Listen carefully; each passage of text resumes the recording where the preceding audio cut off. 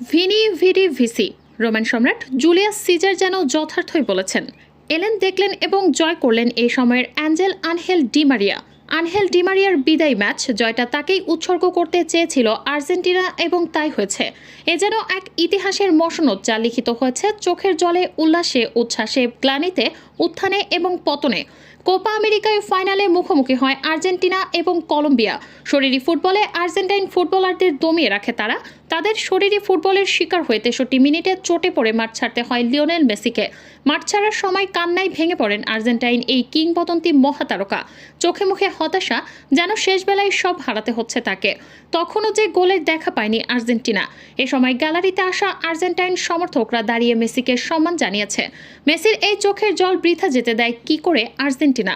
মাঝে এক দফা অফসাইডে গোল বাতিল হলেও বৃথা যেতে দেয়নি লাউতারো মার্তিনেজ। আসরে দারুণ ফুটবল খেলা মার্তিনেজ এদিন মাঠে নামলেন অতিরিক্ত সময়ের 97 মিনিটে। এসে যেন বদলে দিলেন দলের চেহারা। দারুণ এক গোল করে উৎসবের আমেজ তৈরি করলেন গ্যালারিতে।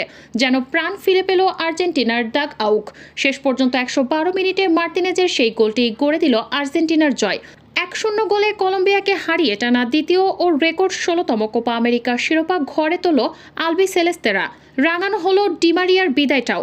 অথচ এদিন নির্ধারিত সময়ে জয়টা পেতে পারত আর্জেন্টিনা, যেতে হতো না অতিরিক্ত সময়ে। ম্যাচের 75 মিনিটে এসে উদযাপনের উপলক্ষ পেয়েছিল আর্জেন্টিনা। নিকোলাস গঞ্জালেস ভেঙেছিলেন ডেডলক। তবে সেই উদযাপন শেষ হওয়ার আগেই সাইড রেফারি পতাকা তুলে জানিয়ে দেয় গোল হওয়ার আগেই অফসাইডে ছিলেন তালিয়াফিকো। VAR চেক করেও দেখা গেছে একই দৃশ্য। বাতিল হয় আর্জেন্টিনার গোল। হতাশ হতে হয় সমর্থকদের। মেসির চোখের জল ঝরছে তখনও।